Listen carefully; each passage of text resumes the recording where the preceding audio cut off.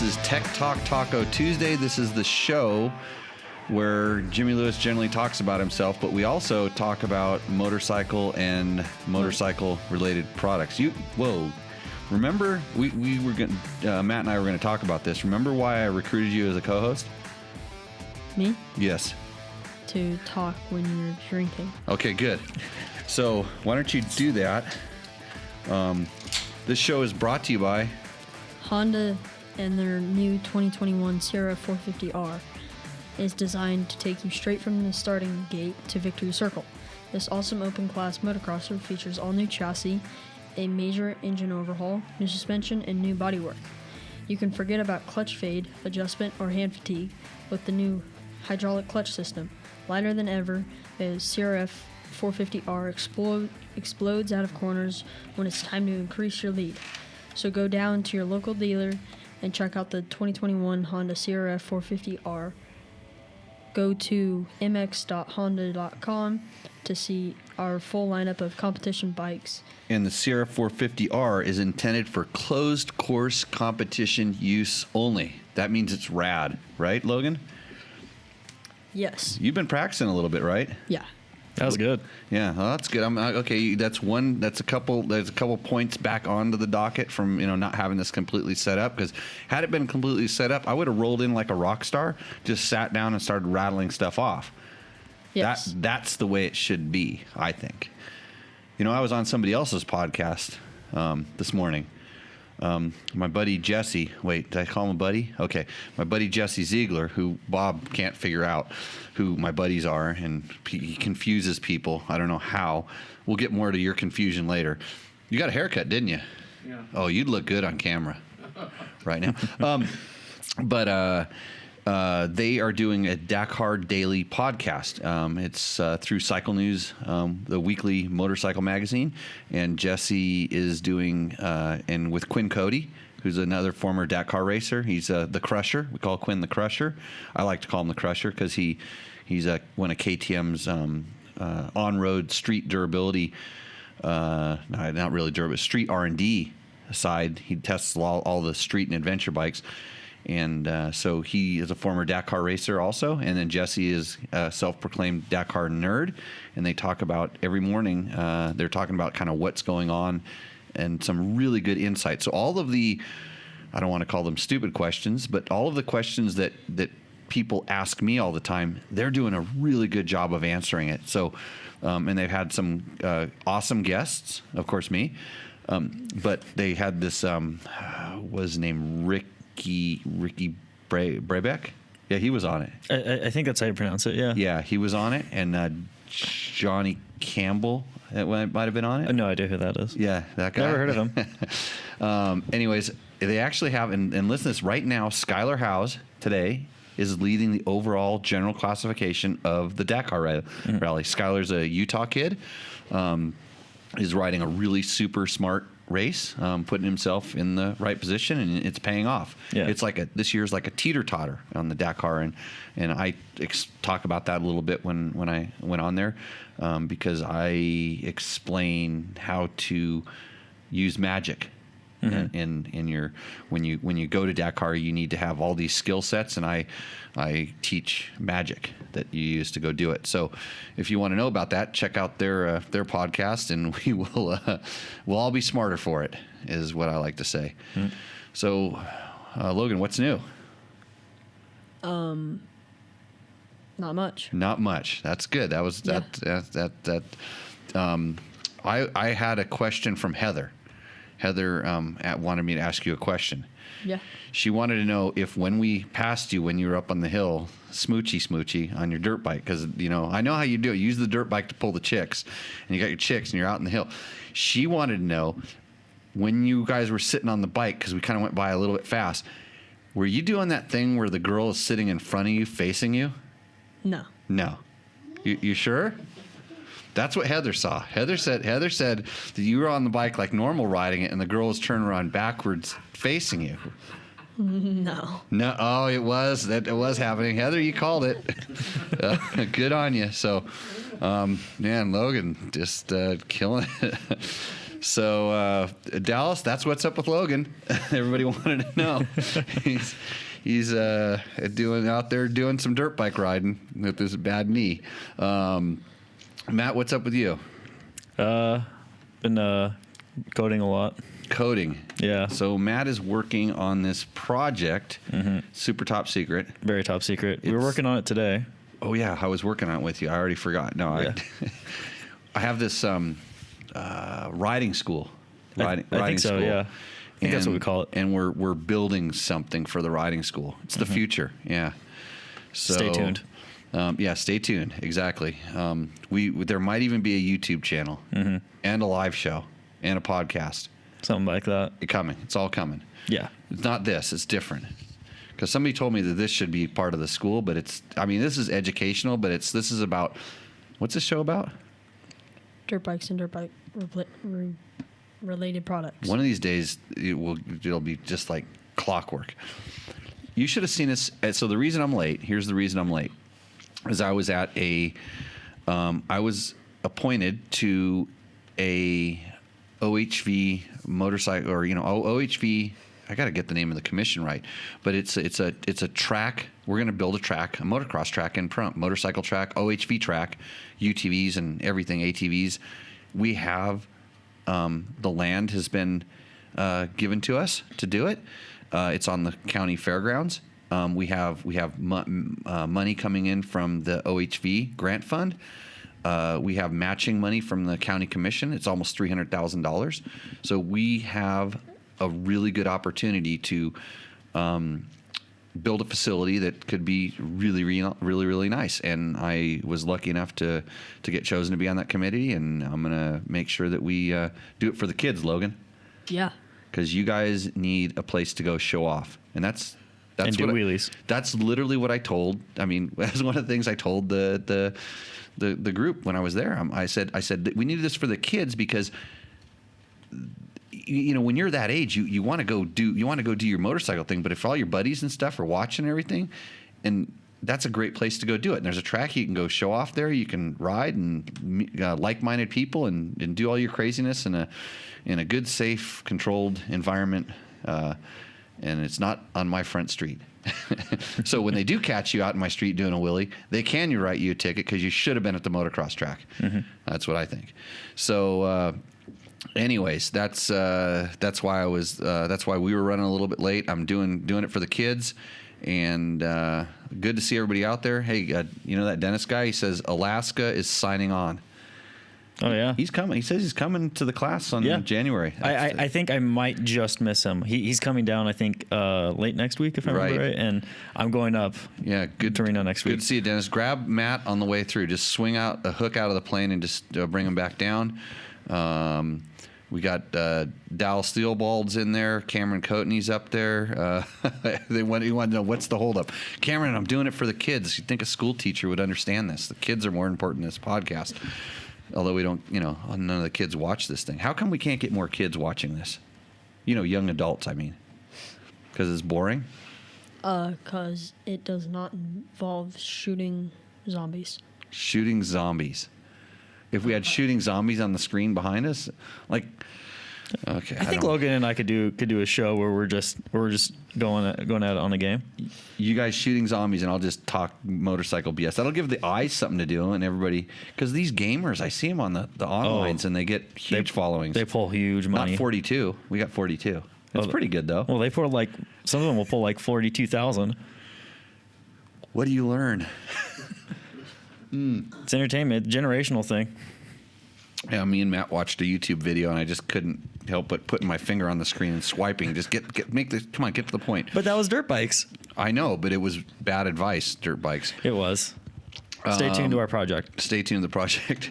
Kelly Fager says, sucks to hear about Shorty. What are your thoughts? I'm going to bed now, so I'll listen to this podcast if it ever gets uploaded. I think that's a slam at you, Logan. Yep. He did good last week. Logan slayed it last week. He was here early, got to work. Actually, I was running around doing other stuff. He came, asked the questions, got it knocked out, and good, high quality and good time. That's a win-win. So Kelly, Andrew Short he was running up in the top 15, and because it was seesawing. It's crazy what's going on in that Dakar Rally, and he got water in the gas. He came to a fuel stop, and then all the fuel's provided by the organization, and he pulled up to one of the guys. There's a guy there with a barrel and a pump, and the guy filled his gas tanks up, and lo and behold, a few kilometers later, bike stops running. And interesting, Chris Reel sent me some good information that I'm going to talk about with this. Actually, I could probably go right into it. I don't know if there was another piece of paper. Is it on that one? I don't think it's on that one. There's another piece of paper sitting on top of the printer. That's so he sent me two really good bits of information. One was about water and it's not. Oh yeah, here. Yeah, this is the first part. Yeah, he gives me for some real chemical basics, and that's his name. Gasoline is significantly less dense than water, and this accounts for the weight difference between a gallon of gasoline and a gallon of water. Gasoline will float on top of water, and that is why gasoline and water separates. And the water will, quote, pool or accumulate in containers. So temperature cycling also promotes the separation. In general, gasoline expands when warm and contracts when cold. This actually pushes the water out of suspension, and it accumulates at the bottom of the container. So if there was a little bit of contamination in the gas, and what happens is, so it's in the fuel drum, the water goes to the bottom, and Andrew, that's where it draws out of, and Andrew may have been the first guy to that guy because he was running up in the front. He was the first guy to go to that guy's fueling station, and that guy filled him up with gas, and Andrew got a bunch of water, and when he pumps it, it spills and it mixes and it spits and it stirs around, and then all it took was a little while for it to start settling down, and then it probably got into the fuel pumps. So Chris also continues, many fuel filters, specifically the ones used for fuel injection engines, will not flow water. So get this, fuel filters that don't flow water. I know this because we actually tested this thing called a Googletech filter, which is like a pre-filter, which, man, now I wish Andrew would have had. You're not supposed to get water in a gas, but it'll actually, you pour gas with water in it, and it'll literally separate out all of the water. You pour gas through it, and it's like a sock that you're pouring gas through, and it'll literally suck all the water out. So you'll end up with a bag with a bunch of dirty water at the bottom after you pour like a couple gallons of gas through it. And so he's saying that there's filters like this that are around a lot of the OEM fuel filters. And he says this is a design feature that is intended to keep water from damaging the fuel pump. The damage is typically caused by the water not providing lubricity to the fuel pump, and in many cases, water will actually block the filter and the fuel injector. So it just depends on the design, and especially in a high performance bike, those fuel injectors do not like other than gas going through them. So anyways, Chris continues, in some of my assignments, we go to extreme measures to minimize the gasoline water contamination, and this requires significant diligence. Most of the time, we use a mechanical countermeasure and do not have the fuel pickup on the absolute bottom of the tank, or do we use the last bit of gas in a drum or a fuel can? So that's because the last bit of gas, it's heavier, it won't flow down there. But you got to imagine, like I said, when you're putting a barrel pump inside of a drum, it reaches down to the bottom, and if that gas had been contaminated, it'd be easy for it to suck it up. Andrew wasn't the only one affected; he was just the one that was catastrophically affected. And like, I'm literally pained because I saw how much work that guy put into preparing and going to Dakar, and how his race was going according to plan, which the past few years he's always had some problems in the beginning. Some of them just from being new to this, and some of them from just not understanding. But he studied and trained and practiced and did everything to put himself in a great position, and then this. And so this is Rally, and man, he's been holding his head up high. And I mean, literally I chatted with him a little bit, and it pissed me off. I mean, I got mad. I mean, I was mad because I know, it's like, gosh, it's not fair, but hey. So anyhow, Yeah, crazy. So yeah, I'm bummed. I wish that. I don't think it's any sort of, there's no theory or anything behind it. There was water in the gas, and he got the short end of the stick. There's Instagram photos and stuff that show how much water was in there, and I know from experience because when we were out here training, one day he lost his gas cap on one of his rear tanks, and so we taped it all up, and he rode the rest of he rode a couple days because he didn't have the tank. Then he'd flown back home, and he had another cap because it was a special cap. He brought it back with him when he came back one of the other times to train.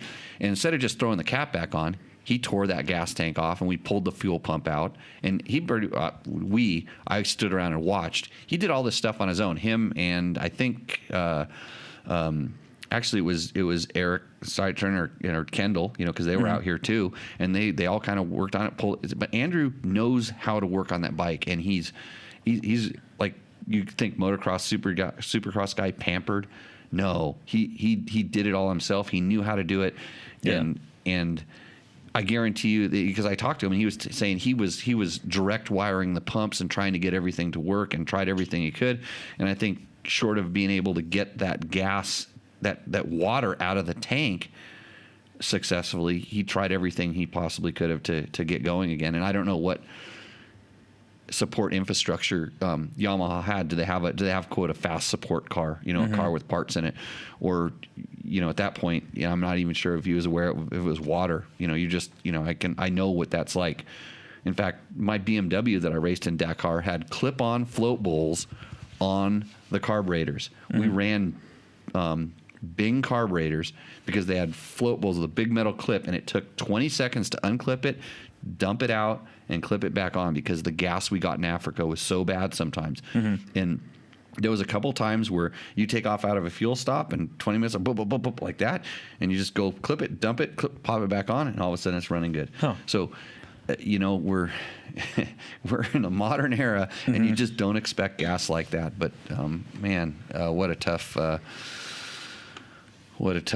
Yeah. The theory is they got Andrew confused with the hydrogen guy or something. No, I don't think so. Let's see. Anyways, thanks. You guys passed the last hour of work. Oh, I get you through work. That's good. Thanks. Also, let's see. Cameron Coatney, why are the leaders having trouble, leading Dakar? Navigation too difficult this year? Is that hindering the leaders much? Trail breakers too much? So, Cameron, for sure, listen to Jesse's podcast as they go into this in detail, but I'll give you the quick one because I don't hate talking about racing, but we're talking about racing. So the reason it's seesawing so much or penduluming so much is because the organization has put they told you they were going to do this. They told us we were going to do this. They put an emphasis on navigation, but navigation is only tough for the first few guys because after that they figure it out, and then you sort of get this collective group of guys that are able to navigate, and the pack mentality starts picking the right trail. In other words, if one guy goes wrong and a couple guys go right, then the next guys tend to go more right. So for the first guys, yes, they're navigating and they're showing how difficult it is. But as the guys that are starting 20 and 30 and 40 minutes back, and there's a staggered start. In the beginning, they start every 3 minutes. And then after the top, I think it's the top 10. So after 30 minutes, they start starting them every 2 minutes and then so on. So it gets a little more congested. So when you start really far back, you don't even have to listen, read the road book. And even Skylar talked about this today. He's like, he kind of said, I haven't even been looking at the map book. I've been just checking, just following tracks. Yeah. Ricky Brabeck every other day has to open the course. Joan Beretta has to open the course. Toby Price has to open the course. They have to make all the decisions. And then you can see that if you watch the trackers, you watch them slowly get into a pack of about 4 or 5 riders that are out in the front opening. And then the guys behind just slowly start catching up. And there's little sections of navigation and then pin it. So you can watch it get tricky. They bunch up. And then you see that bunch take off. And then you see all the guys get closer to them. And then they all go the same speed on the easy stuff. And then they bunch up and they get closer and the pack gets bigger. Yeah. And nobody wants to lead out. You don't want to start in the first 5 because that's 15 minutes. And you look essentially today, Ricky and Joan opened all day long. They were up in that lead group, but they had 5 or 6 other guys with them, which is the guys that started, 3 minutes, 6 minutes back. So Ricky started 3 minutes back as Juan, and then 3 minutes back more. They all packed up. So you think, oh, well, he got beat by 20 some odd minutes. Well, the guy that beat him never even saw him. Yeah. He still finished 20 minutes behind them on the course, but he made up 20 minutes in that gap. So it's strategy. And then there's the guys that have been sitting in the middle, like Andrew was, like Skylar were, that are never really opening, but then they're not far enough back to have to really run through the dust, and they don't. And nobody really knows the pace, because the guy like Ricky, who loses all that time, he's lost 20 minutes, and he's got to pin it to make that back. Yeah, and that puts him in front the next day. And then he's gonna, because you don't know how fast the front guys went, but you sure don't want to slow down, right? Because you need to make up time, and you don't want to be up front. So it's this cat and mouse strategy, and I think it's going to change a little bit, because we're getting out of the sand dunes. We're going to have a little more dust, a little other things. It's a long race, and I say the real race doesn't start until the day after the rest day, and we'll start seeing. But that's kind of my thoughts on. Is it too early to predict a winner? For me, yes. Okay. Yeah. I mean, there's just I'm absolutely surprised that a lot of guys haven't crashed out the quote rabbits or the hares. Right. Haven't taken off, and I think everybody's getting smarter. They have smart people working on their teams. It's obvious that the KTM decided that today was the day that they wanted to start from the back and move forward. They strategized the whole race from it. I think Ricky decided the other way. I want to be, in there. That's why they're teeter-tottering. And I don't know. I haven't really spoke to them about their strategy and stuff yet. But I also think, and I just know from that they also know that they're just maintaining right now. We're just trying to get to the point where we can really start racing, because with the tire rule, the top riders only get 6 tires, which is a tire every other day. Yeah. With that, and strategizing between how the tires are going to work out, and everybody's just seeing how it is, because all we are going on is basically what the organization told us, and they said navigation was going to be trickier, but we didn't know how, because when you have a 400K stage, you have to get people to finish, and if it's tricky for 400Ks, right, nobody's going to finish. If we did 400Ks out here, it's 14 hours of navigating at our stuff. That's tricky navigation. So this has little sections of tricky with really high speed in between, and the bikes are on a speed limit too, which is also crazy. I think they're limited at 120 kilometers an hour. Oh, really? Yeah, I think I'm pretty sure, I'm not 100% sure on that, but I think there's a terminal speed limit that they have that they're not allowed to go over. So again, I don't follow the exact specific rules, but I think I knew somebody said they had problems with speed limits today. So it's just, you get out in these flats and then that's it. Yeah. So, but really good to see all the guys. It's awesome to see an American at top, and especially with Skylar, who's he's on a good bike this year. He's on a like I call it a sub factory bike, but he's over there kind of he's he's not making any money doing this. Yeah, I heard him when he talked on the thing. That he sold everything to go again, and that's putting it out there. And I know Quinn used to do that, and these guys are they're living for the dream. I think I sold my soul. I didn't sell everything I had. I wasn't that desperate, but maybe my soul. So, anyways, let's see. Thanks for Rusty Nail got his Honda T-shirt. Yeah, good job. Glad it made it. It took a lot to get it out there. They ask if the PAHRUMP facility will have a flat track. It's like, I have a flat track in my backyard. I have the home track advantage, and I don't necessarily need to work on one there. Yeah. Be nice. Flat track's good for everybody. I thought they tried doing some flat track races out at the Speedway out here. I think they did. Yeah. So it's not that popular of a sport, only for just a select few, because it's kind of fun. Logan, you were going to say something? We also call the flat track Area 52. Area 52, that's right. Why Area 52? I don't know this. Actually, we changed it. It's Area 62. Wait, 52, 60. I don't remember. We came up because the address of the property was because it's, yeah, I don't know. I can't remember. Okay, first question about the Husky 501. Thumbs down club. How does the engine compare to the KTM EXCF? Same? So he's asking about the Husky 501 versus the KTM EXC. So this is kind of in parallel. Whether it's the 501, God, what do they call the? So it's not the FE. It's the it's the FE. What's the enduro? FEE is the so. I think it might just be FE. FE. So it's the KTM versus Husky. You know, the 500cc, the EXC 500. How do they compare? In all honesty, I think the Husky and the EXC, because the EXC has the PDS suspension, a little different airbox boot, it feels like the Husky makes just a little bit more power. A little bit, I want to say it's a little bit smoother and just a little bit more power. But other than that, they're essentially the same.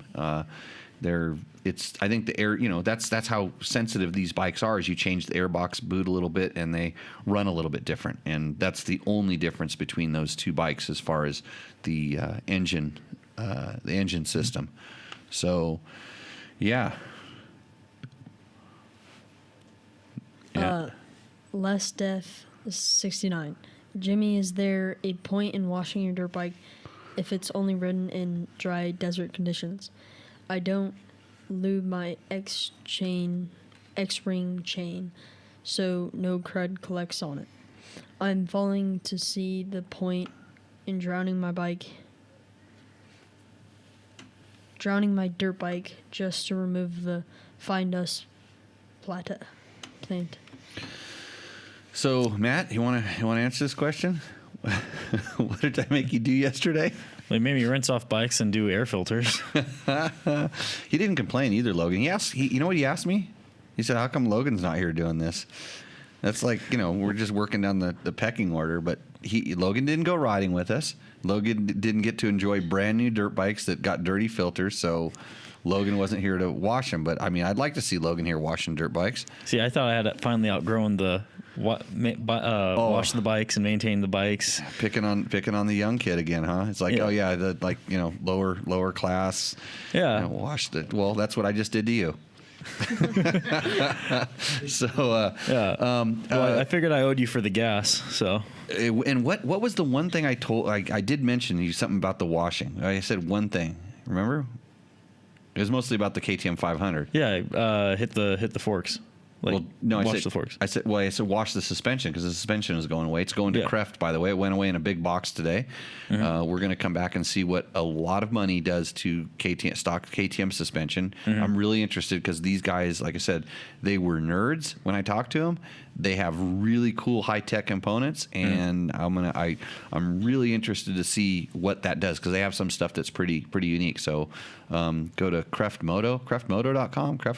Yeah, check them out.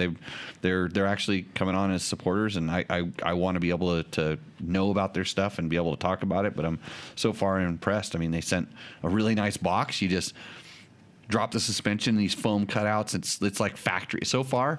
Oh, really? I've just sent my suspension away and it's already factory. So it's a super good. They called up. The guy that I talked to is really knowledgeable and sent me the quote, told me this is what we're going to do. This is what it costs. The only thing I'm scared about. Mm-hmm. This is the only thing I'm scared about. We'll get back to the bike washing in a minute. Is that the previous owner of that bike is not very good at revealing to me what may or may not have been done to those components.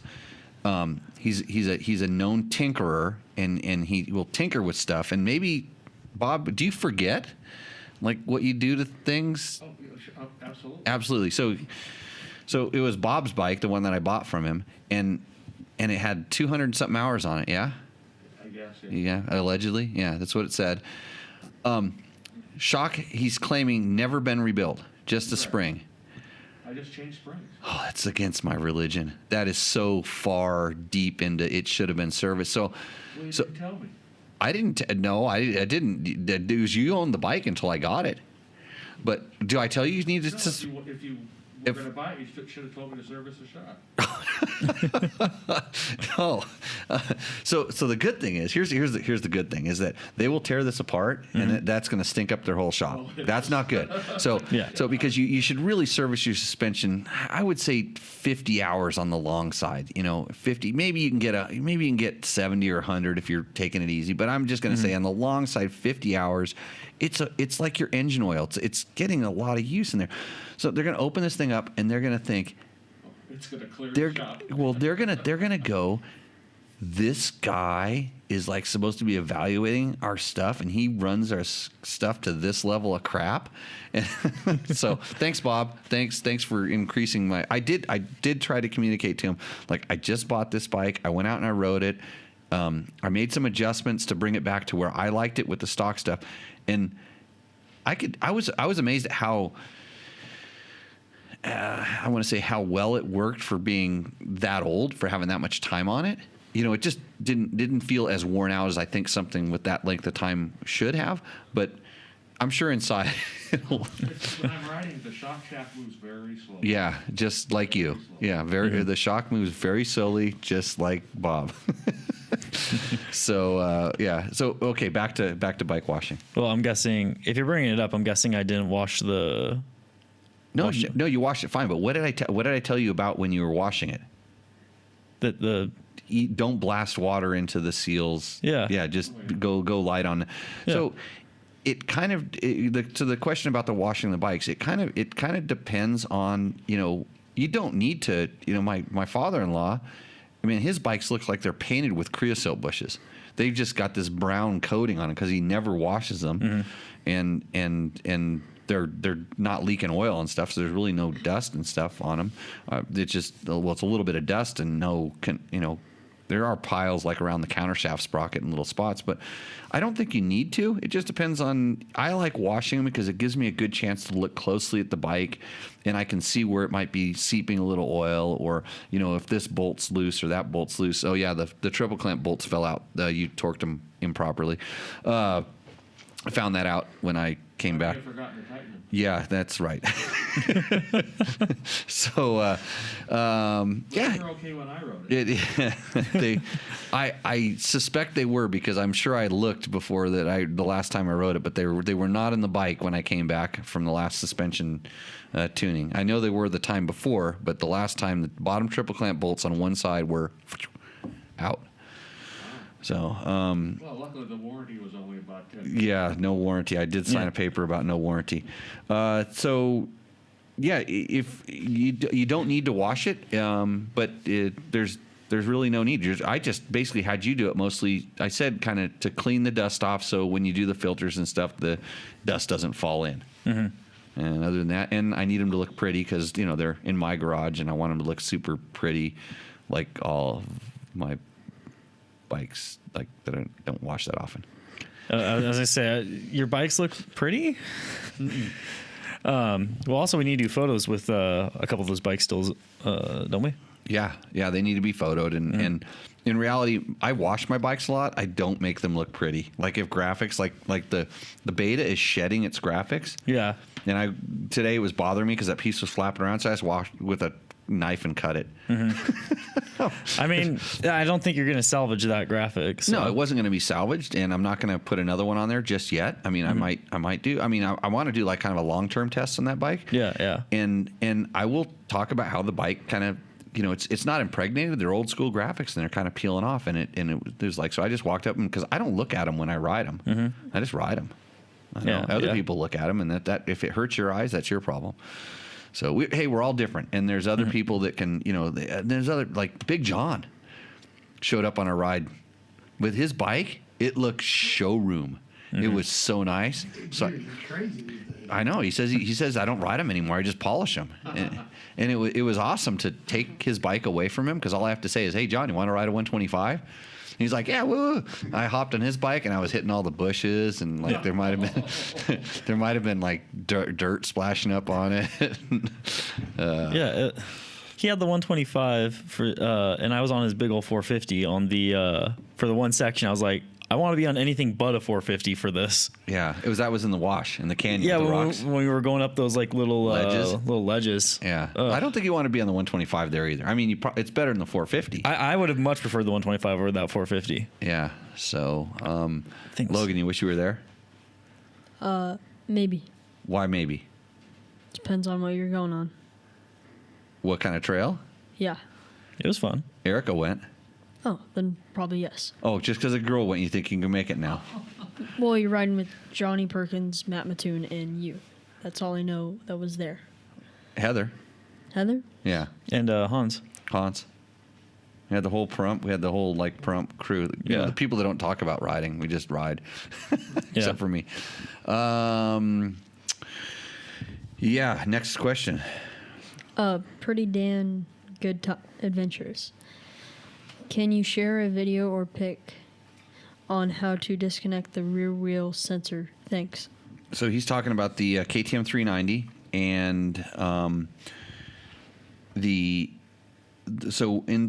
to eliminate the traction control from coming on, we actually pulled the rear wheel sensor out, and I will take a picture of how we did it. It was pretty hokey. You know, I just unscrewed the 8mm bolt, took it, zip tied it back to the thing. So a lot of times on a bike when I'm testing it, if I have to keep resetting the ABS and or the traction control all the time, and on this bike I was having to reset the traction control, which really bothered me because of a voltage problem that we outlined in our test, I just disconnected the sensor. It faulted the computer, and then magic. It was not a problem anymore. So like the lawyers say, I don't recommend you try this, but you can.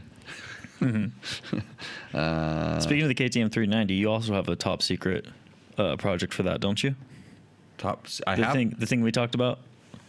I don't remember the top secret project. You remember, Matt? My brain only works. The script. Oh, yeah, the video. Yeah. Yeah. I really think you should get on that. I think that'd actually be really good. Yeah, I know. And so does oh man, I'm forgetting his name. The guy who helped me film a lot of that. I should really get on that. We'll get it. Like because we need the video with 300,000 views. Yeah. Well, I mean, that video is actually probably getting up there. It's our most watched video right now is our KTM 390 video. Well, then this is gonna really be your most watched video then. Okay. So stay tuned. Stay tuned. What are we at next? The CRF 250L. KL. Brought mine for full-blown off-road. I love it since I put some killer tires on it. What are killer tires?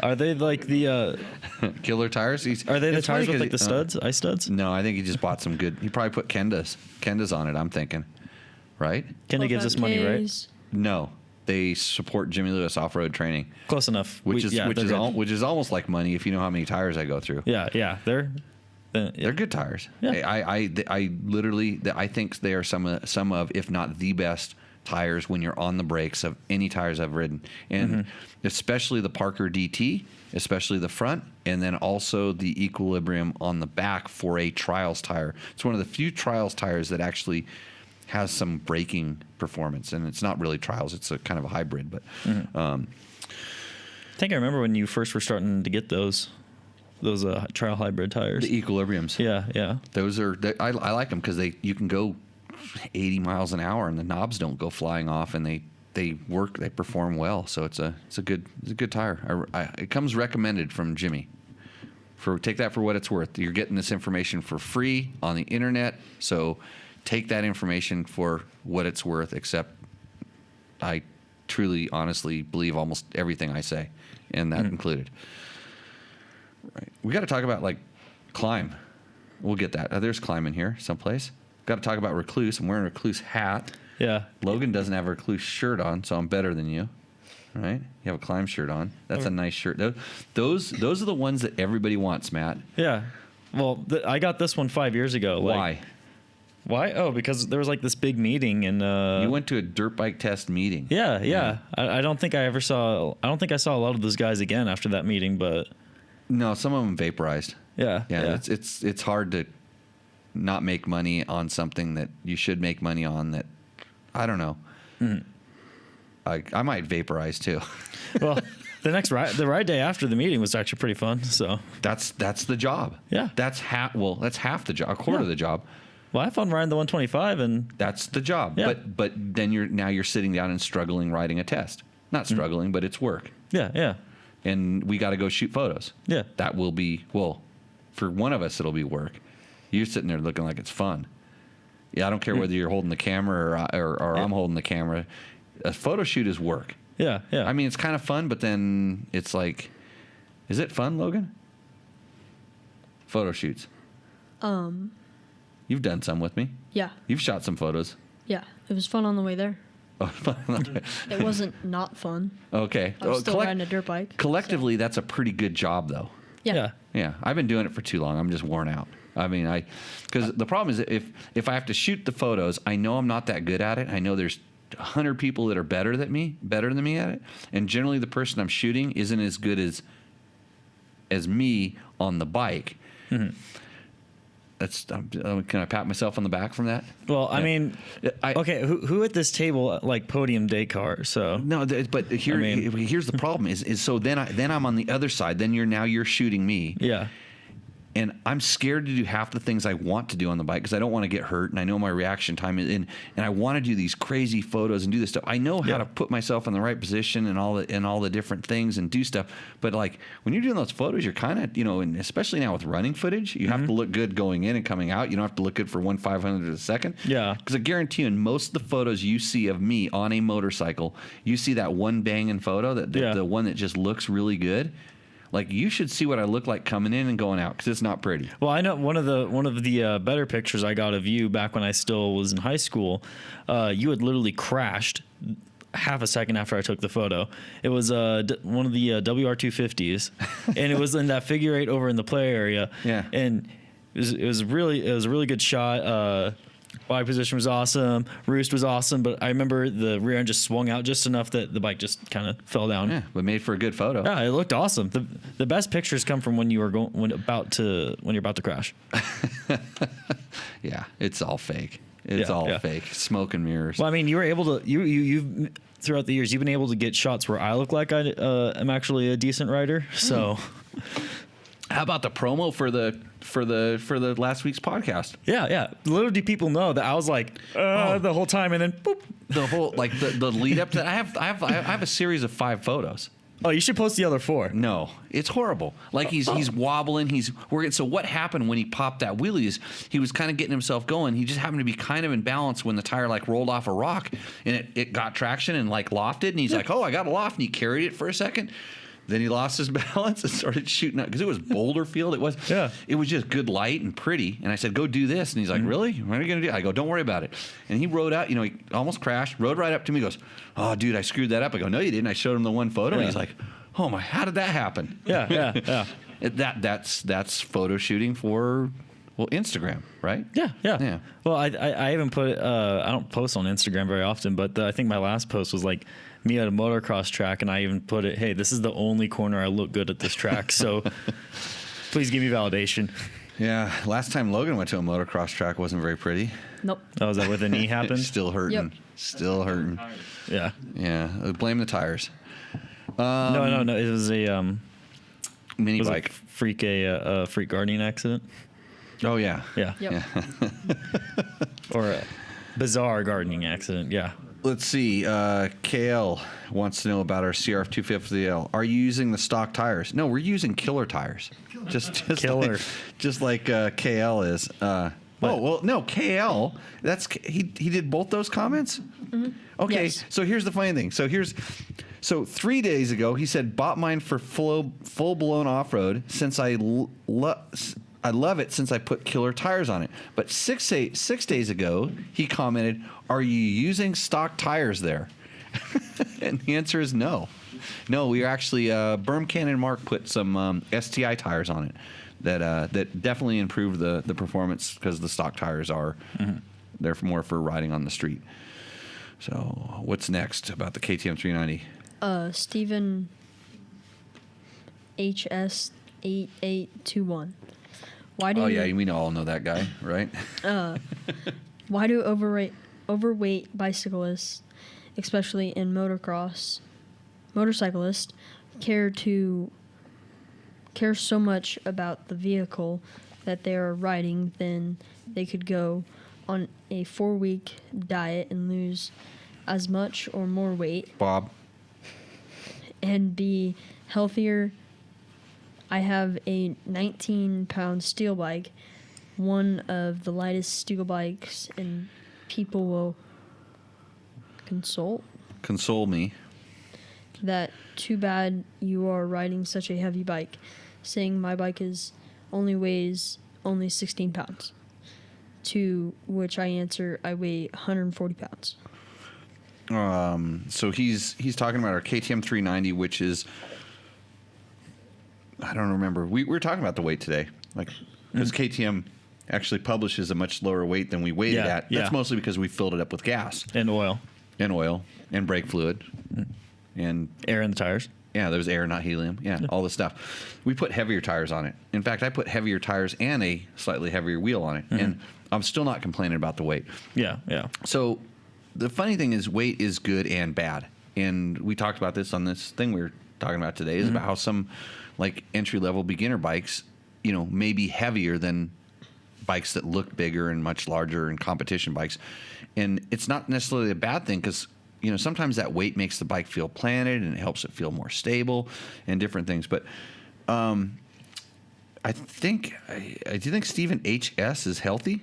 I mean, like, he's riding his steel bike around and he's talking about diets. Well, he's saying he's 140 pounds. We ride dirt bikes. We ride dirt bikes because we're lazy and fat and like to drink beer. Well, me. And it's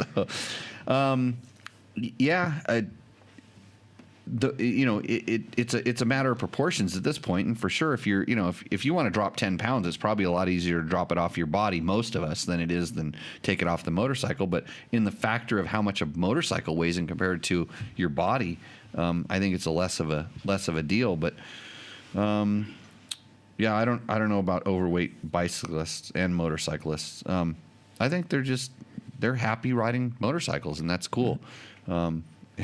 It'd be nice if they, who knows, just do it. Well, yeah, and you can get quite the workout if you know the right trails. Hey, you can get quite the workout just riding your motorcycle at all if you don't know how to do it right. Yeah.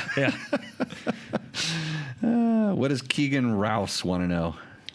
Just got mine. Thanks for letting me know exactly what I bought. Right. That's a sign of a good video, right? If we let them know exactly what they bought, because he's got his, and now he agrees with us. So what is, let's say that, Mystic, sir? Great review. Actually, this is the best review I have ever seen. Real full detailed review of the 2020 KTM 390 Adventure. Thank you for a lot for that. Thank you for the opportunity to learn about this motorcycle. Now I'm thinking of buying it. Remember that board we were going to put up here? Check. Yeah. I don't know if anyone saw it in the video. KTM, you want to get back on the podcast? I was thinking, go ahead. Let me finish that. I am a newbie to adventuring. That's why you should consider the 2021 Honda CRF 300L Rally. I don't know. That's another good choice. You should watch the video that we don't have yet, but maybe we'll get one of those. Actually, Berm Cannon Mark is now touring around the world, which is to him Baja. He's touring around the world on that new 125. What's the mini trail? What's it called? I can't remember. My mom actually had a deposit on one. The new Honda 125, kind of like it's the Grom type thing. No, not the Grom thing. They're like a tribute to the Trail 90s, right? I would know this if they gave me a read to do about it. If I had a read about that bike. It's the Trail 90. Trail 90, but it's a 110. Okay. Trail 110. It looks just like a Trail. Yeah. So it's like a Trail 110. That's maybe you should get one of those at a beginner adventure rider. That's a great. Those kind of bikes are really cool to get people into this sport, because if you buy that and you go have a good time, it's kind of, For a real motorcycle guy, you'd have to have you and 6 of your buddies buy them, and you go on these pack rides, kind of like what happened with the Groms. Yeah. You know, people just took off and would go on those. But you do that a couple times, and you're like, I need more. I need more. And now you're thinking, okay, CRF 250L, it's a stepping stone. Or, like most Americans, although he's from India, I think, he would probably want to get a, 250 to 300 size vehicle. America, we would go, I want Africa Twin. I need 1100 cc's. Wait, I want a Goldwing with knobbies.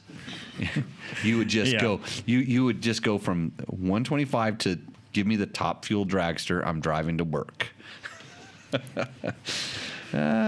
So yeah, Honda bringing you the CRF 450R. Go ahead. Beta 300 questions. Rudolph Hessian? Hessian, yeah. You know what a Hessian is? No. You don't know what a Hessian is? He hasn't studied European history yet. No, we're not talking about European history. We're talking about like heavy metal. Yeah, you know what a Hessian is? Do you have Hessians at your school? No, see, because I immediately went like with what Bob was going with, Oh yeah, well it's kind of like come on, Jimmy. Back when we were in school, long hair, fucking hard. Excuse my French. Hard rock, heavy metal. Yeah, Hessians. Yeah, they were like, yeah, that's what they were called. Huh? Headbangers. Yeah. But before headbangers, the Hessians were like more gnarly. They were into metal. Yeah. Super metal. Yeah. Mm-hmm. Yeah. Before there was Hair metal. rock and roll, there was the Hessians. Yeah. Well, yeah, but they all turned into like appreciation of certain type of music. Oh. Yeah, it's okay. It's history. Okay, Logan, what is Rudolph Hessian? Want to know? Sounds like Jimmy is transmitting from Dark Side of the Moon or a basement. So he's into rock, I guess. Dark Side of the Moon. That's Pink Floyd. That's like classic rock. That's like the greatest album of all time. Right. And he's talking about the Beta 300, and he's a Hessian, so I'm completely confused. Oh, wait, he's slamming for my sound quality. I still want somebody... Yeah, Logan just got the joke. Have you watched that video? The Beta 300? Yeah. Where No. I ride it through the trees? I watched, like the first 5 seconds. the stuff you threw 20 up on seconds. Facebook. There was clips of that on Facebook? Yeah, I'm pretty sure. Like me riding through the trees on the Beta 300. Yeah. And you only could watch like 10, 20, 15 seconds? And the sound just made you turn it off. It didn't look like a video game where if I would have been shooting zombies off the front of that Beta, would you have watched it longer? Sure. That would be Okay, objectively. That would be very entertaining. I'm making a Logan video for you. Don't worry. I'm going to shoot zombies off the next one. It might be my next my other episode on I've Got You in My Pocket. Do you follow me on Instagram? Yeah. Do you ever see I've Got You in My Pocket? Yeah. What does it look like? Say my crotch. Darkness. Darkness, yeah. But it sounds good. That sounds okay, right? Yeah. I got to figure this sound stuff out, man. I mean, the audio we got today sounded pretty good. Because I had someone that's like way smarter than me giving me a couple tips on how to do it. But Matt was my cameraman, audio engineer on the project today, and that's why the sound was good. You'll figure this stuff out. It's not that hard. I learned some of it. Next, what are we at next? KTM 300. Okay. Brian Lampright. Yep. On my 2018 6 days, the clickers on the Explorer fork were completely useless. I ride a wide variety in Utah, from high-speed desert to 10,000 feet single track to occasional MX track days. Overall, the stock suspension was better than expected, but after a year, there were issues that couldn't be fixed with the clickers. So I had Kreft put their guts in the Explorer and revalve the PDS to my liking. Huge improvement, and the clickers finally do what they're meant to do. Love the spike. Man, Brian, I hope I have the same experience. That's what I'm looking for. I agree with you on the clickers. The KTM clickers WP clickers in general tend to work more on the forks specifically, tend to work more in what we call the mid-speed zone as opposed to the low-speed zone. I knew this from feel, and it's been backed up from different suspension experts that have run them on dynos and tested different things. It's just the way they do things, and most of us have become so accustomed to turning a clicker, and it's a really low-speed damping that if you are expecting that, they are ineffective. I've learned how to kind of tune them a little bit different. I use the rebound on a WP fork more than I do the compression to adjust the compression, because it seems like it actually, if I stiffen up the rebound, it actually acts like more initial compression dampening. So, take it for what it's worth. It took a lot of time for me to kind of figure that out and play with it, but this is, so they're going to put it, I think they're going to try to, they have something called revalve control, which is mid-speed. They actually put a mid-speed control adjustment in there, and then they try to get the adjusters back to conventional by adding some adjusters onto the fork. So it'll be pretty cool to come back and play with it. And then I can kind of report back to you on how all that stuff really works. So next. On show 88, Husky Hauler, I wear a Climb technical shirt and pants with Pyron armor. Is that the same stuff you were wearing when you crashed?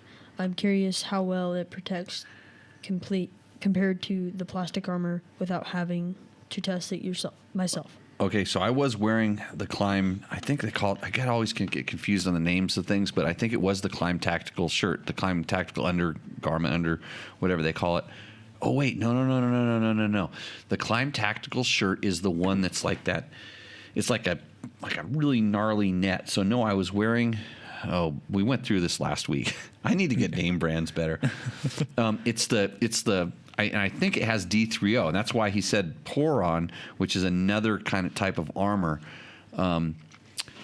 You're searching this, Logan? No. We need to get you a computer. Well, then you'd be behind the computer, be all, down low. We couldn't see you and stuff like that. But you could kind of do what George is supposed to be doing, answering all these questions. So George can tell me what kind of what shirt was I wearing? It's like trivia questions. What shirt was I wearing, and what protective padding did it have inside of it? Those would be good things to know, because my brain isn't functioning properly. It is, but it wasn't. I wasn't wearing the Climb tactical shirt. That's a great jersey, by the way. And when it gets warmer, that's what I start wearing almost all the time. Not so much for the armor, but just in case I hook it on branches and stuff, because it's literally, if you're the guy that comes with that shredded jersey on the elbows and the sleeves, those Climb jerseys are really, really good, because it's like the toughest. It's like wearing a jacket, but they're vented, and it's not like wearing a jacket in that essence. Jacket for protection without the jacket weight and bulkiness. So what's your favorite Climb thing, Logan? Helmet. The helmet, the one that when you did your knee, you didn't get a concussion in. No. So you wish Climb made knee braces. Yeah. Right. Matt? The only thing Climb I've worn is that XC gear.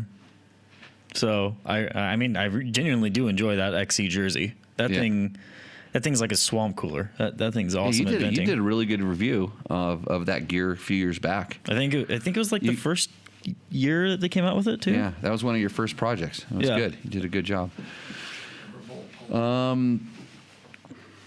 Let's see. Got some things people are still talking about. Andrew Short's, what would happen with the water. They wanted to know why he retired and stuff. And I guarantee you he exhausted every avenue he had to keep himself going, because you just look at his history. Like last year, he gave his wheel up. He was still doing well, and he gave his wheel up to one of his, kind of teammates. It was a, he gave a Rockstar wheel to a Red Bull guy, which was kind of an issue in the energy drink world, but in the team thing, that was the thing to do. Yeah. And I know Andrew. I know how much he likes riding. He wants to ride. He probably is more pissed that he's not getting to ride the rest of that race. And he would ride it as, quote, a water boy, for his team. And do that because he can be at that point when you're, quote, a water boy, like in a KTM. Matthias Walkner is now kind of KTM's sort of water boy. He'll be able to go and try to win stages when needed, but if he gets called into play to just make sure, like if Toby Price needs a fuse or if Sam Sutherland needs a bolt or something that fell out, he will be that guy to give it to him, and then he can just sit around and wait for the assistance truck, or nurse the bike in. And Andrew would definitely, I know his character, he would definitely be that for his team. So he tried everything he could to get that thing going. And there's people talking about how, like, when enough water gets in a fuel pump, they break, and it could have plugged the injectors and all the different stuff. But somebody said that the bike started up afterwards, like they got the water out of the gas and the bike started right up. So I'm not really sure. I haven't been following it that closely. It makes me mad. And then there's a lot of stuff that they were talking about where, they wanted to neutralize the race at the CP where he got the bad gas, and then allow them to reinstate. But it only happened to a few guys, and Andrew's the only catastrophic one, so they can't really alter the race because there was guys out there winging it. Trying to make time and stuff like that. You can't alter the race for just one. You kind of have to. Yeah, I wouldn't. It's just a shitty situation. I wouldn't want to be in the organization in that. I'm sure. They're talking about a lot of different stuff. People are asking. So David Castera, who's the director of the Dakar, actually he beat me. He took the spot on the podium that I wanted to have in '97. Yeah. Oh, really? He's the guy that beat me there. I beat him in the.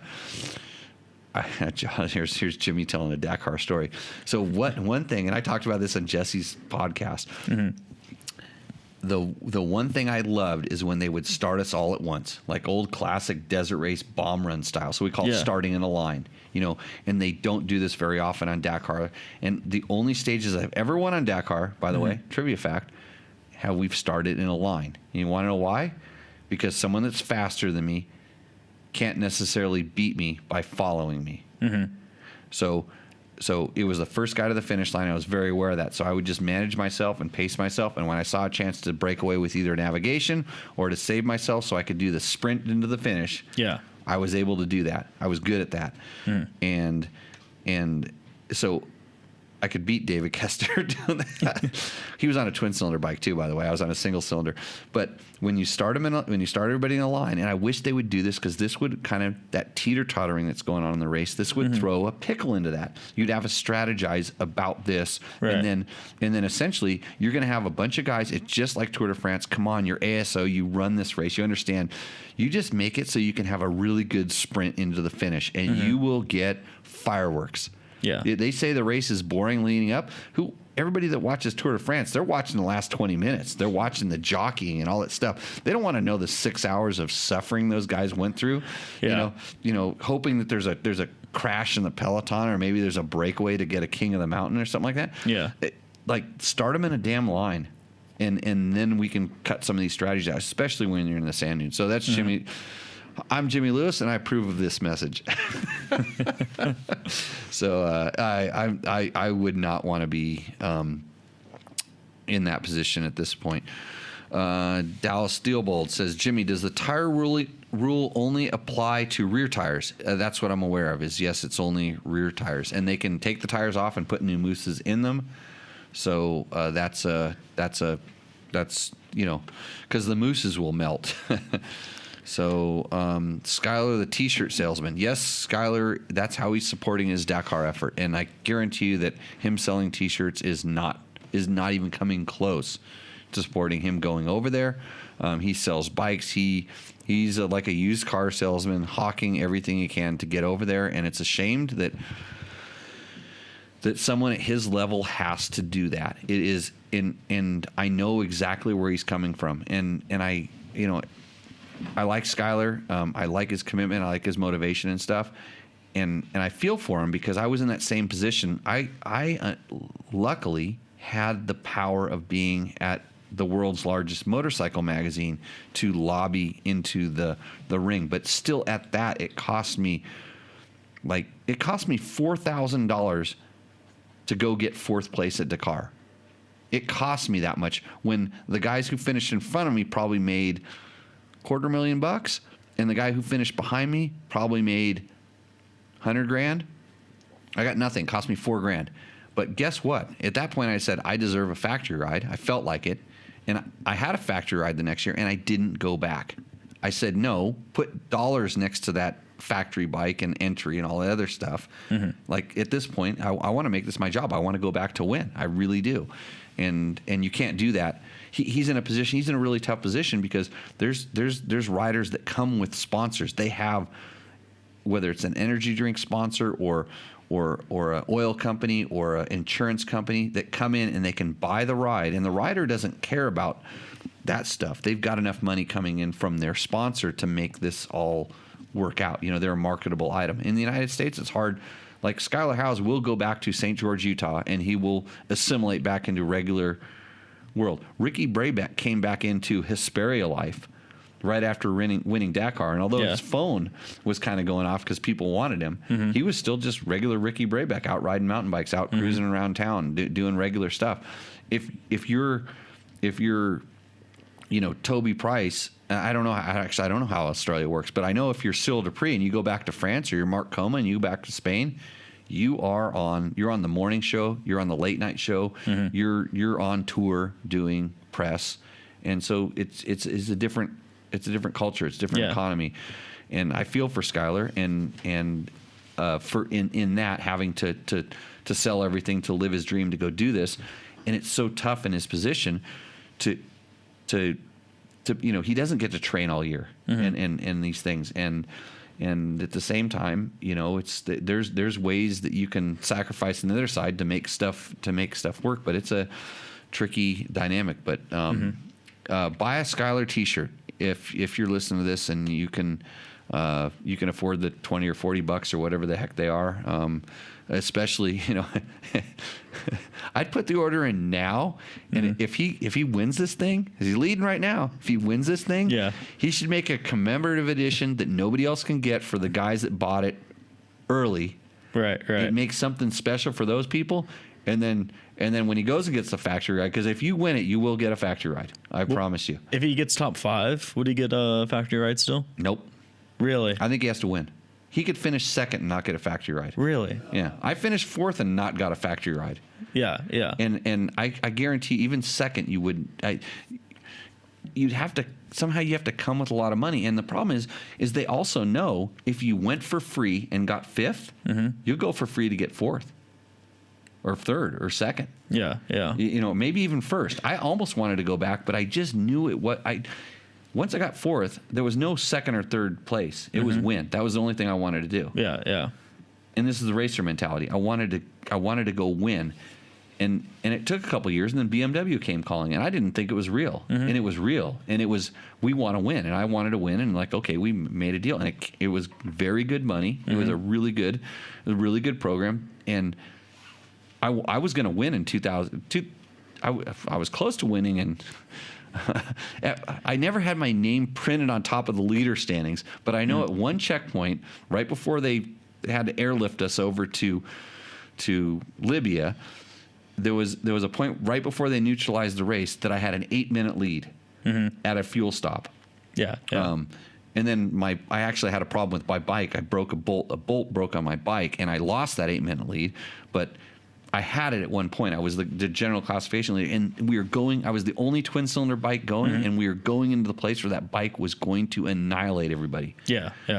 And I couldn't wait for it, and then it went away. But hey, things happen for whatever reasons. And okay, I got third. I was pretty stoked. I mean, I was pretty happy with that. But that wasn't the goal. The goal was to win. Yeah.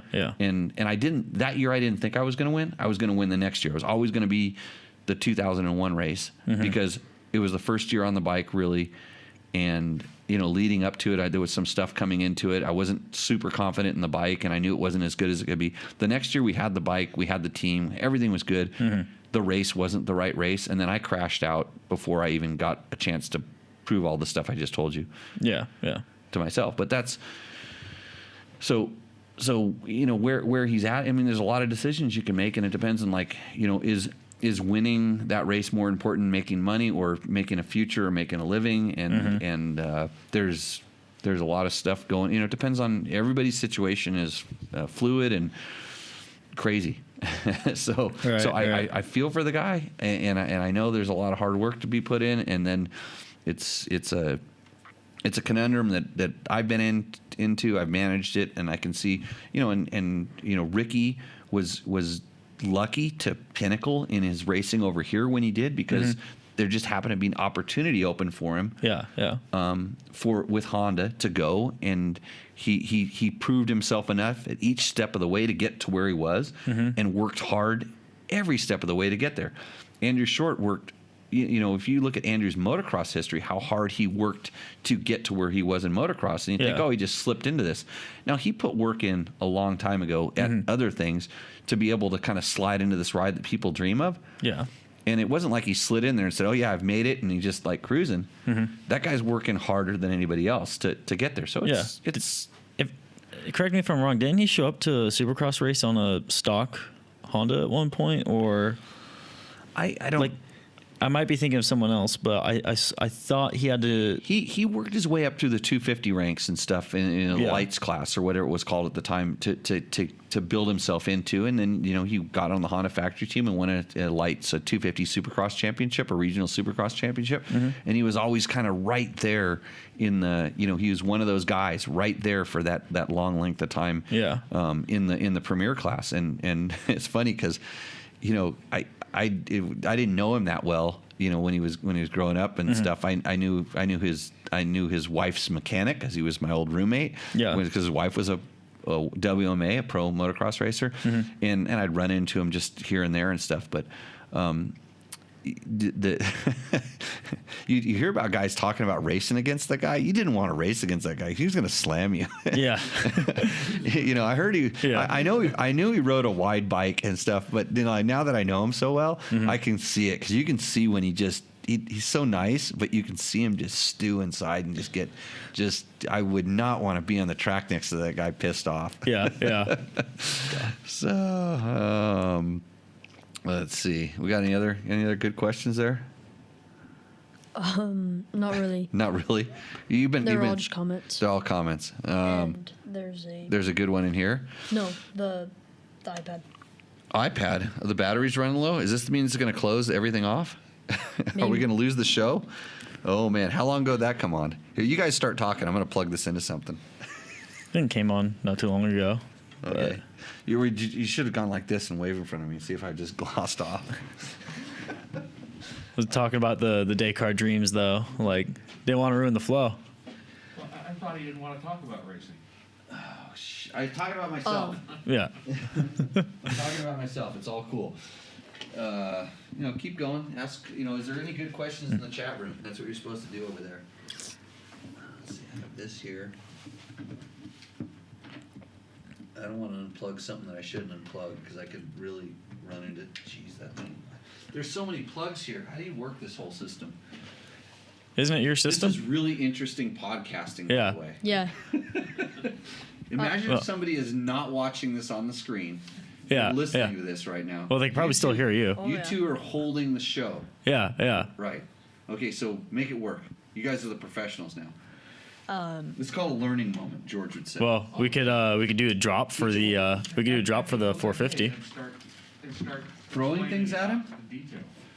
Man, I don't know how I'm going to make it reach that thing. I guess I'll just bring it over here. I don't need to look at that thing. I hardly look at it anymore. Yeah, don't worry, folks. We're low. See, low battery. Low battery. Yeah. There we go. Plug in. Is it going? We're pretty used to this stuff after you're remote working with the random people on Zoom conferences feeding their dogs. That's what you should do. You should bring your dog Logan, and feed your dog live on the show. Make it more interesting. Wait, yep. What's your dog's name? Rocky. Rocky? What Yeah. breed? Mutt. A mutt? 100% bred mutt. Is it does he have like a, I don't know, is he like the, I don't know, like not the dangly, but like it's like scruffy kind of fur mutt, or is he Kind like, of. Well, kind- he's kind of smaller. Like Kinda small. smaller? Yeah. okay. Okay, so we need to figure out how to make this better if I have to go fix something. It's because somebody's going to leave this show to go eat burritos. Who has burritos? Let's see. Do they have enough for two? So Troy Hicks says the tacos at Skylar's Benefits were tasty, and I tipped his fund $10 a taco. Okay, that is like. So he talked a little bit about that. So he's been on the Dakar Daily podcast talking about some of the ways he raised money and everything like that, and that's pretty good to see. I'm looking for a used KTM model 500. Is there a year to avoid? So Chuck Fall wants to know that. Yeah, avoid every single one of them, and if you find a good deal, send it to me. Send it to me, and I'll verify whether it's a good deal or not. I'm in the same boat. I hope something didn't break there. No, I think it's all good. I think it just, Let's see. it's just dangling. And then, he had coffee too. So he had some raffle tickets and coffee. We're in a different era, and times are different. When I went to 6 days the first time, I changed tires. Yeah. To basically get money, and then I found this sucker named Bob, who donated a hefty sum to my. Jimmy wants to go to the ISD account, and I still appreciate that, Bob. Yeah. Or was that to send Chase? No, you did. No. Oh, yeah. No, that's okay.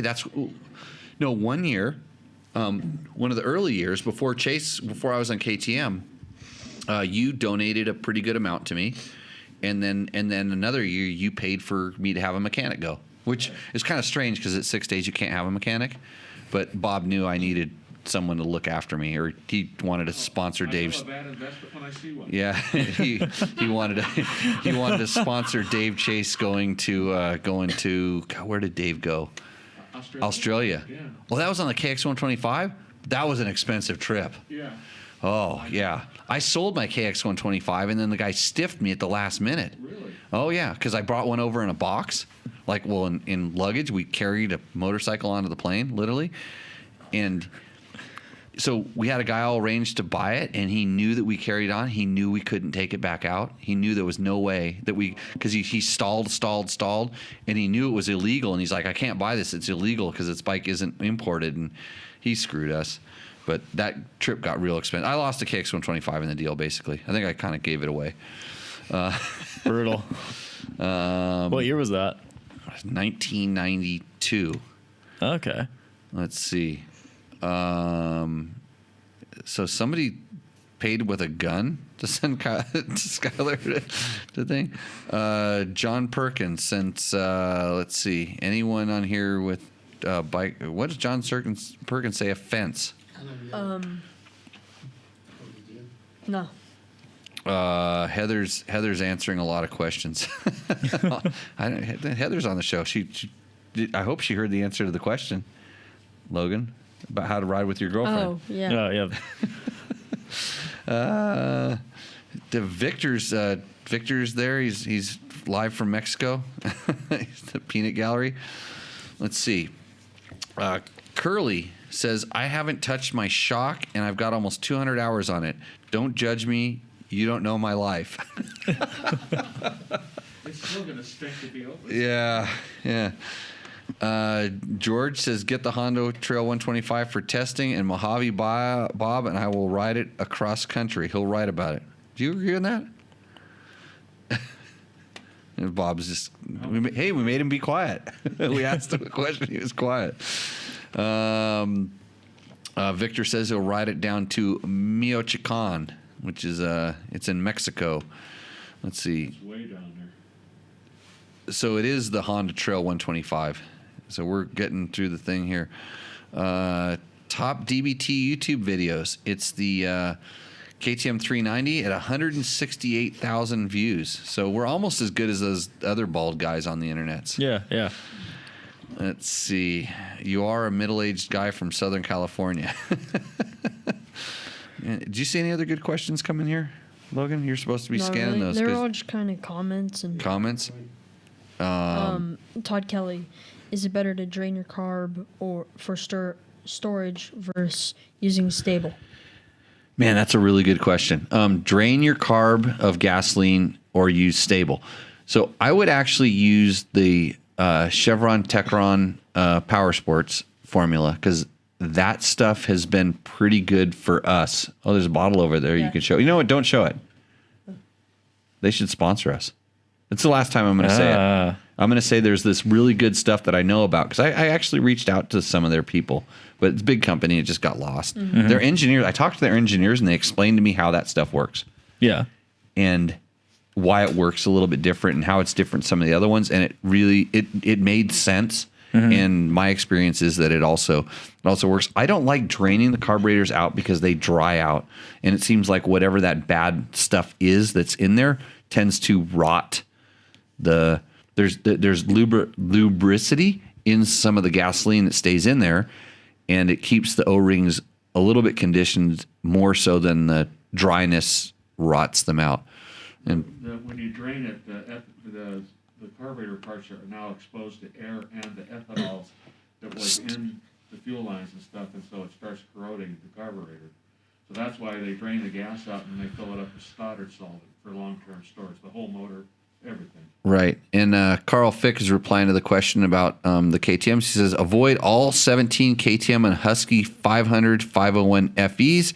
Yeah, if you see any of those, please send them to me so I can vet the owner and make sure that he's trying to scam you. There's no reason why I would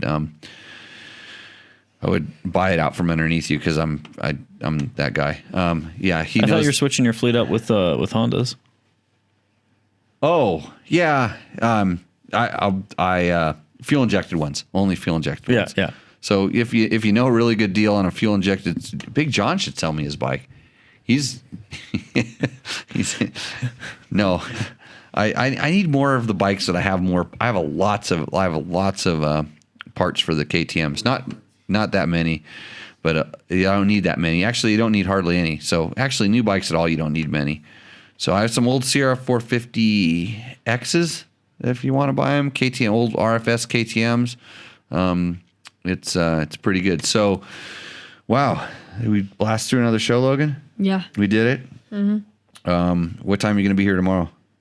They seem to be pretty stoked that you got it up on time. I didn't look at the comments, but actually, we got a lot of comments right after you put that up on the show. We got them right away, but we didn't get the usual comments from all your girlfriends because now they know you're taken. I'm serious. Like, you remember how we got all those ones with the legs, the legs spread and the big old lips and all that stuff? And it was from a name that was kind of hard to pronounce, but it was like Jenny Smith or something. Yeah, we don't get those anymore. I'm not sure why. It's changing up. So, okay. Anybody else have any other questions that we can answer, Matt? Actually, so you brought up the RSF KTMs. RFS, yeah, RFS. That's the older ones. Yeah, I always get those mixed up. Do you still recommend those as good used bikes, or are they just starting to get a little too old? I just a guy just emailed me because he bought a really cherry. I think it was a 2001 525. Mm-hmm. And he was like, I got it for, $2,000. Should I sell it? I'm like, $2,000, you got it. It's a steal. If it's as good as he said. But he was kind of upset because he couldn't find a large gas tank for it. And I'm like, just search around. You'll find them. There are plenty of people that blew those things up and or they sold them a little bit worn out. There's something wrong with them. They sold them. And there's a lot of guys that are parting these bikes out. Because there are some parts, because KTM, I think manufacturers are committed to making parts for like 10 years or something like that, and we're 20 years out. Mm-hmm. There's a lot of parts in those bikes that you may think you may not be able to get, but you can find them. Yeah. I still know that a lot of times I go back and look on the parts fishes and stuff like that. But any of the high wear stuff that you're really going to use. Mm-hmm. If the manufacturer doesn't take care of it, the aftermarket will, because they're out there and they pay attention to how many they're selling of things. I guarantee you can find like, the stuff that you need to keep one of those things running for a long time. And then and in reality, that's not why I'm selling them. I'm selling them because I'm trying to get rid of carburetors. Yeah. You want fuel injection. I would rather just kind of have fuel injection problems that I haven't had too many of. Although if you read the internet, if you get a fuel injected bike, it's only going to run for 1 year and then it's going to stop running. So that's why you should sell it to me. Yeah, and if you have a fuel injected 2-stroke, it's way past its prime. You should sell it to me. I'm looking for a 300. And George just pimped my riding school. Riding school, yeah. Yep. You gonna work for me this year, Logan, or are you quitting? Well, I'm trying to work for you. Trying to work for me. Okay. Yeah. Next sold out class is when? You have it on your calendar? January 14th. I think 15th and 16th, but Yeah. it's close enough. Yeah, good. It's on your list. You're gonna hobble around. You know what? I'll bet you if you talk to Nate Nice, he'd let you drive the truck. You could drive the truck, and he'll sit there, and then when you get caught, he'll act like your senile old grandpa. I promise you, the sheriff will let you go, and your dad won't know anything about it because it'd be kind of cool. Well, you were gonna drive the truck for me last class too. Yeah. Yeah, did you know about that? Yeah. Yeah. Oh, yeah. I'll make him drive dirt the whole way. It's Logan and Nate together. Yeah. Yeah. I've actually been very lucky in all my years of being associated with the riding school. I've never been in the truck with Nate driving. But you've heard it drive. I have heard it drive. Sounds like kind of like a trophy truck. Yeah. and I've seen it coming and I've seen it going. Yeah, not his gas, not his truck. Guy that used to like race dirt bikes. Crazy Nate is his name. Yeah. He earned Good. that title. Yeah, good times. Yeah. Okay, did we blast through all the comments and concerns and questions? There's a couple in the chat room. Okay, you get a start. Actually, do this read right now, and I gotta go find that thing about because I have some really good information that Chris Reel gave me about the new the new 2-stroke or red sticker, essentially red sticker, green sticker, 2-stroke regulations. I had a really good question. Somebody asked me, I think it was on Facebook, about. They said, "Hey, I have a no." They said, "Why can't they make the 2-strokes like legal? Why can't for emissions and stuff?" Because we all know that when they're warmed up and they're running properly, they're actually pretty clean. They're not that dirty. Yeah. It's because of startup. When you start them up, they're dirty, quote dirty when they start up. They there's a lot of hydrocarbons and other stuff in it, and they can't pass. There's a way to do it. I know about this technology. I know it's heavy and it's expensive, and you at this point you might as well just have a 4-stroke, but because they can make the 4-stroke startup clean. That's just part of the deal. So that's the thing. So talk about our sponsor, Honda. It's up on the board. Yeah. Honda's new 2021 Sierra 450R is designed to take you straight from the starting gate to Victory Circle. This awesome open-class motocrosser features all-new chassis, a major engine overhaul, new suspension, and new bodywork. And you can forget about clutch fade, adjustment, or hand fatigue with the new hydraulic clutch system. Lighter than ever, the Sierra 450R explodes out of corners when it's time to increase your lead. So get down to your local dealer and check out the 2021 Honda Sierra 450R. Go to mxhonda.com to see our full lineup of competition bikes. And the Sierra 450R is for? Closed course operation only. Right. Okay, so this is from the California Air Resources Board. All of our, if you're in California, you have to deal with this stuff. But the reason I bring this up on a show that's, so worldwide spread, nationally acclaimed, is because what these bureaucrats do is it spreads. It spreads because they're doing it. It's like feeding the children, which I think is good, and don't club baby harp seals, which I think is good. And those are good things. So they're doing the same kind of work here. And this is the sort of the questions the questions that we're being asked or asking. So it's, can I still ride my red sticker vehicle recreationally? And so the answer is yes. Owners of red sticker vehicles, and so a red sticker is, quote, non-emissions compliant. It's a competition bike. You can still use them on public lands through 2024, subject to the same seasonal restrictions that have been in place for many years. On January 1st, 2025, the seasonal riding restrictions will end, and red sticker vehicles that are model year 2021 or prior, so this year or older, can be operated year-round on public lands statewide, just like green sticker vehicles. That's a good thing. Yeah, so there's no more seasonal restrictions.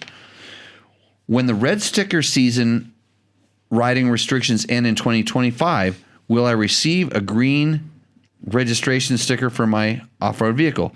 You will not automatically receive a new registration sticker on January 1st, 2025. Instead, you must renew your registration upon a normal timeline every 2 years. You will then get a valid OHV registration sticker in the color of their choosing, which means they don't have a color anymore. Your vehicle will have the same year-round access to OHV riding in areas after the January 1st, 2025, regardless of the color of your sticker. So it's grandfathering in all older bikes to be able to be ridden all year long. Can I sell my red sticker vehicle? Yes, you can still sell it. Will the new regulations lower the resale value of my red sticker vehicle? Probably not. They make a lot of backstepping here to make sure that they can't be held responsible for that. It says there is no reason to expect that the resale values for these vehicles will decrease. That's true. Can I still buy a new red sticker vehicle? New red sticker vehicles can be sold in California through model year 2021. Beginning with model year 2022, no new red sticker vehicles will be sold in California. All model year 2022 and later OHVs must either meet applicable emission standards or must be race vehicles used exclusively for competition off a public highway. So means they're not going to give you, for a competition vehicle, you're not going to get a, quote, sticker of any type to use it off. So there's a whole bunch of other things. And they say, will I still be able to buy the model I want, which means if I want a competition vehicle. And it says the regulation was designed to provide manufacturers with the flexibility to certify a wide range of OHRV, off-highway recreational vehicles, to meet applicable emission standards, including high-performance models that have historically been sold as red sticker vehicles. Starting in 2020, we expect to see an increase in the number of green sticker models available in California dealerships. Well, that didn't necessarily happen. The reason is because they kept changing the regulation, and it was difficult. Like Yamaha, their WRs went from green sticker to red sticker because it didn't have the evaporative stuff it needed. So this trend should continue in subsequent years as manufacturers develop and clarify and certify even more emissions compliant vehicles. California's emission standards for off-highway vehicles in model year 2022 and beyond are closely aligned with federal standards. So the range of models available in California should be identical to what is available in other 49 states today. That's the one you other states need to pay attention to, including us in Nevada. Because, like I said, it spreads. The stuff that happens could affect what we're going to be able to get. Because you think about it, the manufacturers sell a bulk of their vehicles in California. And if they can't sell a bulk of them someplace, they have to sell them someplace else. They have to make ends meet by selling them everywhere. So here is where, they're going to have to think about, do we want to make this, and can we sell enough of them? Is it going to be profitable? So pay attention to this. So Logan, tomorrow when you're putting this up, make sure we have a very detailed discussion about green sticker, red sticker stuff at the end of the show. So that's a note for you to write on there, because this is important stuff. I mean, it's to kind of determine what we're going to be able to ride in the future. It's going to determine what you get to ride in the future. Remember, we were talking about electric bikes a couple weeks ago, and we're like, I don't know about that. And I think it's going to get better. And I think they're banking on people are going to go a little bit electric with some of this stuff. I don't think so, not just yet, but it's coming.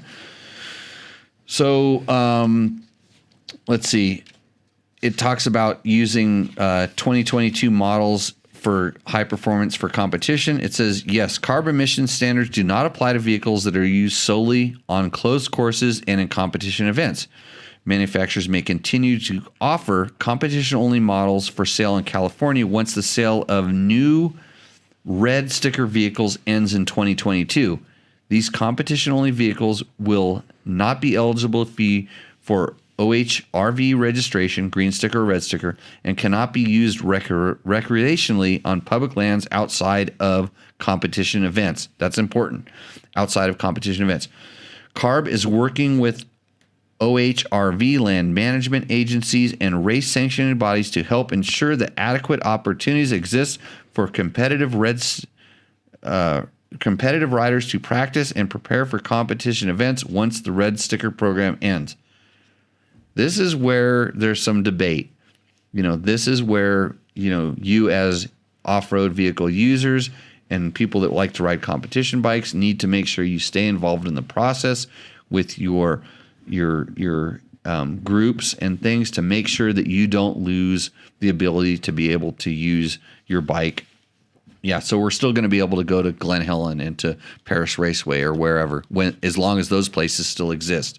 But if you start losing those places, where else are you going to ride? This is kind of important. And so here's the big one: are two-stroke vehicles being eliminated? Right? Everybody wants this. This is interesting. The regulations do not prohibit future sales of two-stroke OHRV. Most current two-stroke models do not meet emission standards, but cleaner two-stroke technologies exist that could allow for emissions-compliant two-stroke models in the future. So this is the first time we've heard them say two-stroke without saying it's a bad word. They're now acknowledging that, hey, we're smart enough to make clean-burning two-strokes, and we could. And so two-stroke, this is a big step forward because the word two-stroke at EPA is been the worst word ever. That's why the orbital engine is called an orbital engine. What is it? It's a two-stroke. But they won't even call it a two-stroke, call it an orbital. So anyway, back to the thing. Manufacturers must decide whether to bring cleaner two-stroke models to the California market once the red sticker program ends in 2022. Higher emitting vehicles that do not meet emission standards, including conventional two-stroke models, may continue to be sold for competition use only. That's a big sigh of relief.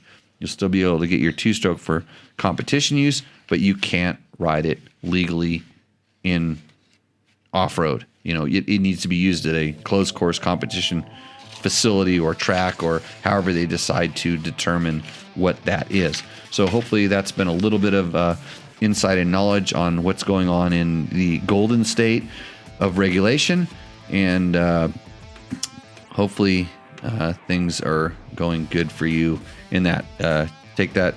I bet you they're going to bring a bunch of 2021 two-strokes in. I want one.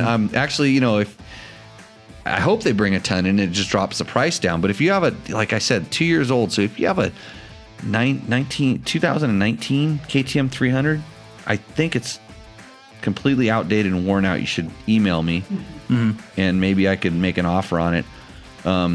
Or if they have any 125s, they should reach out to me. Right. Is looking for a 125. And George, your bike is, I don't even recognize it anymore. It's 300. It's in my thing. So, hey, good times, everybody. Thanks for sticking around. Lots of good info, lots of input tonight. Thank you, Logan, for joining the show. Was I nicer to you this week? Yeah. Really? Nobody even said I was mean to you last time. No. No. You're bummed. Is your girlfriend watching yet? No. No. It's okay. My girlfriend doesn't watch either. You have a girlfriend? Yeah. Okay. Just checking. You don't act like it. It's not like you have to run out of here to go chase her down like Logan. What time is your texty session coming, or what do you got going? The what? The texty? Don't you guys texty? What do you chitter chatter room, or what do you call it? I gotta quit picking on you. Okay, Logan. We'll see. Okay, Boomer. We'll see you. We'll see you early tomorrow morning. Again, thanks everybody for joining in, and we will see you on the trail. Cheers.